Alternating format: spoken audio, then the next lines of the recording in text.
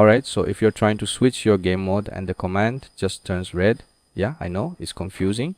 You're probably thinking something's wrong with Minecraft or TLauncher, but honestly, it's way simpler than that. So what's happening is cheats aren't enabled in your world, and Minecraft doesn't really explain that properly. It just throws the red text at you and leaves you there. Here's what you want to do. Click open to LAN and look for allow cheats. Most of the time this is off by default, which is why the command isn't working. Just turn that on. When Windows asks for permission, yeah, just click allow.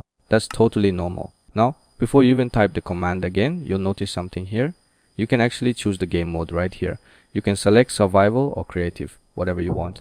Once you select that, go back to the game and type the game mode. This time it won't turn red anymore.